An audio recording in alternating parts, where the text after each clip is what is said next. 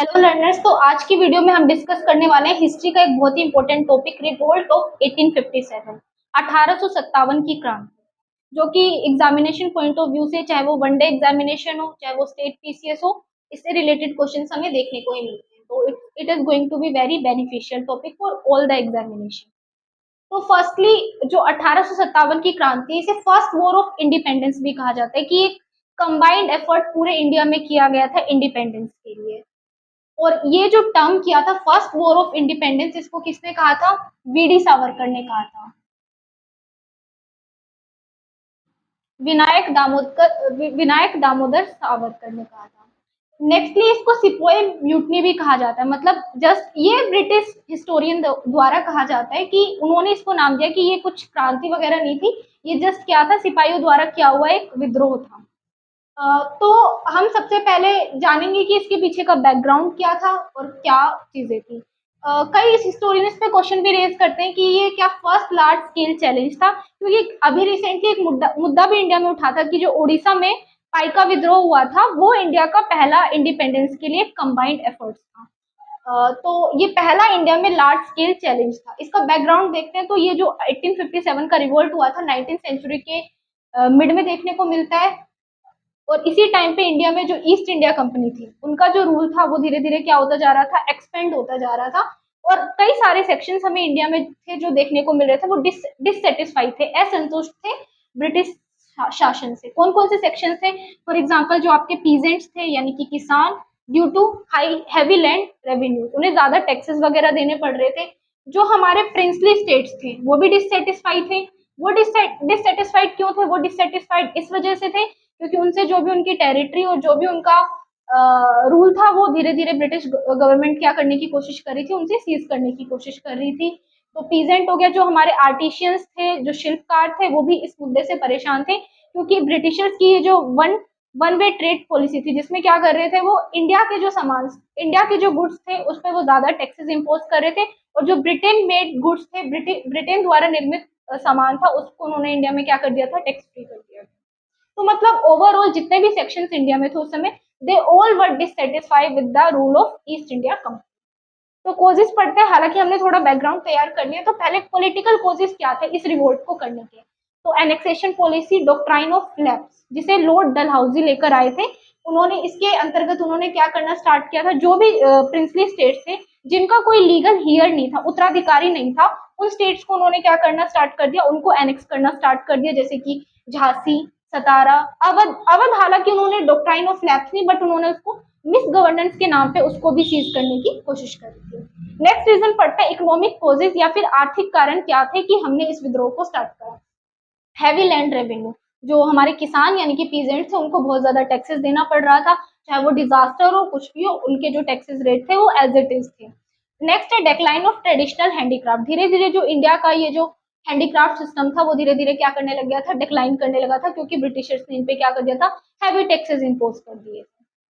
Social reforms, जो Britishers के द्वारा सोशल रिफॉर्म्स को लेकर आया जा रहा था, उसे कहीं ना कहीं इंडियंस द्वारा शक की निगाहों से देखा जा रहा था। उसके पीछे कुछ रीजन भी थे। For example, Christian missionary activities, जो हमारा एक्ट था, चार्टर एक्ट ऑफ 1813, इसके तहत ईस्ट इंडिया कंपनी को अलाउ कर दिया गया था, मिशनरीज को अलाउ कर दिया गया था कि they can spread their regional activities और discourse to the general public of Indians. तो क्रिश्चियन मिशनरीज को देखा जा रहा था। नेक्स्ट है हमारा fear of interference in Indian custom, जो सती एक्ट लेकर आए, चाइल्ड मैरिज से रिलेटेड चाइल्ड रिफॉर्म्स लेकर आए, उनको कहीं ना कहीं देखा जा रहा था इंडियंस द्वारा कि हमारा जो भारतीय कस्टम है उसमें कहीं ना कहीं ब्रिटिश गवर्नमेंट क्या कर रही है, या ईस्ट इंडिया कंपनी क्या कर रही है, इंटरवेंशन कर रही है।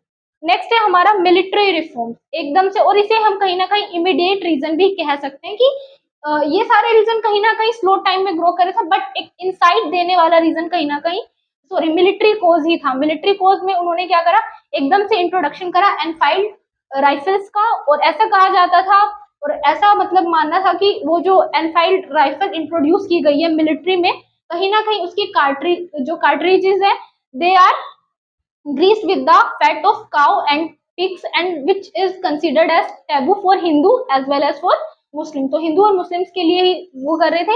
इसके अलावा भी कुछ मिलिट्री में रीजन है, जैसे कि डिस्क्रिमिनेशन देखने को मिलता था इंडियन सोल्जर्स और यूरोपियन सोल्जर्स के बीच में लेकर, उनकी रैंक्स को लेकर, उनकी सैलरी डिफरेंसेस को लेकर और उनके प्रमोशंस को लेकर। इसके बाद हम देखते हैं कि जो इस विद्रोह की शुरुआत हुई या बिगनिंग हुई वो कहाँ से हुई। तो सबसे पहले 10 मई 1857 को इस विद्रोह की शुरुआत मेरठ से हुई। वहां पे मंगल पांडे नाम के एक सिपाही थे जिन्होंने इस विद्रोह की शुरुआत करी। इसके बाद धीरे धीरे ये मूवमेंट कहाँ पे दिल्ली तक फैल गया, जहाँ पे सिपाहियों ने जाके बहादुर शाह जफर खान, जो कि इंडिया के लास्ट मुगल एम्परर भी कहे जाते हैं, उनको अपना लीडर डिक्लेयर कर दिया कि हम इनके साथ अब क्या करेंगे, रिवोल्ट स्टार्ट करेंगे। और धीरे धीरे दिल्ली, मेरठ, झांसी, कानपुर, लखनऊ, बिहार और ये बाकी जगह ये जो मूवमेंट था, ये जो रिवोल्ट था, धीरे धीरे ये फैलने लग गया। इंपॉर्टेंट लीडर्स जिसके बारे में जनरली पूछा जाता है मैच द फॉलोइंग की टर्म में या फिर वन लाइनर में पूछा जा सकता है। तो दिल्ली में जो इंपॉर्टेंट लीडर थे जिन्होंने 1857 रिवोल्ट को लीड किया, बहादुर शाह जफर खान। कानपुर में नाना साहब, लखनऊ में बेगम हजरत महल और बिहार से थे कुंवर सिंह। तो ये रिवोल्ट चला, हालांकि एक साल के अंदर आते आते इस रिवोल्ट को ब्रिटिशर्स द्वारा सप्रेस कर दिया गया, कुचल दिया गया। रीजन क्या थे इसके फेलियर होने के? First of all lack of unity. जो इंडियन सेक्शंस था उनके बीच में आपस में ही एकता देखने को नहीं मिल रही थी।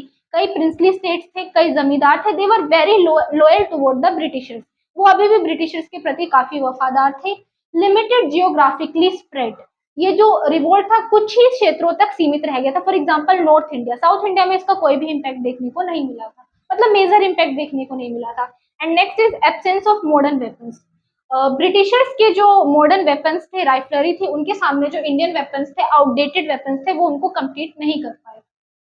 कॉन्सिक्वेंसेस क्या हुआ, मतलब परिणाम क्या देखने को मिले? End of company rule. जो ईस्ट इंडिया कंपनी के थ्रू कंपनी इंडिया पे रूल कर रही थी, वो कंपनी रूल खत्म हो गया। And now with the new charter act of 1858, अब इंडिया को डायरेक्टली इस एक्ट के तहत किस कौन गवर्न करेगा? ईस्ट इंडिया कंपनी नहीं, अब जो ब्रिटिश की क्वीन होगी वो उसको गवर्न करेगी। नेक्स्ट है आर्मी रीऑर्गेनाइजेशन। और आर्मी को अब ब्रिटिशर्स ने क्या करना स्टार्ट कर दिया? रीऑर्गेनाइज, यानी कि पुनर्गठित करना स्टार्ट कर दिया। और धीरे धीरे ये जो मिलिट्री, इसको मिलिट्री या सिपोही म्यूटनी भी कहा जाता है, उसमें यूरोपियन सोल्जर्स की जो रेशो थी, उनका जो अनुपात था, उसको कहीं ना कहीं बढ़ा दिया गया और इंडियन सोल्जर्स को कम करने लगे। और धीरे धीरे आर्मी के बीच में ही डिफरेंस क्रिएट करने के लिए उन्होंने ब्रांडिंग करना स्टार्ट कर दिया कि कौन सा सेक्शन आर्मी को क्या करना स्टार्ट कर दिया, कैटेगराइज की कौन सा मार्शल है, कौन non martial, like Gorkhas, Sikh, इनको उन्होंने मार्शल ब्रांड घोषित करना स्टार्ट कर दिया। और जो उनकी नॉर्थ इंडिया की तरफ से रिक्रूटिंग थी या जो भर्ती थी, लाइक यूपी, बिहार, उनसे धीरे धीरे उनको कम करना स्टार्ट कर दिया। राइज ऑफ नेशनलिज्म, एक अच्छी चीज है, या कॉन्सिक्वेंसेस देखने को ये भी मिला कि धीरे धीरे इंडिया में राष्ट्रवाद की भावना राइज होने लग गई, जागृत होने लग गई। ऐसा नहीं था कि 1857 के रिवोल्ट से पहले रिवोल्ट हुए नहीं थे इंडिया में, जैसे कि आप लोगों ने संथाल रिवोल्ट के बारे में पढ़ा होगा, जो इससे जस्ट पहले हुआ था, 1855 टू 56 के बीच में हुआ था। बट ये पर्टिकुलरली क्या था, ट्राइबल सेक्शंस के लिए था। बट 1857 का रिवोल्ट जो आप देखेंगे, उन्होंने क्या करा, कहीं ना कहीं ज्यादातर मोर सेक्शंस को अपने साथ इंक्लूड करने की कोशिश करी। इसलिए कहीं ना कहीं जो भी हिस्टोरियंस है, इसीलिए इसको first war of independence term देते हैं।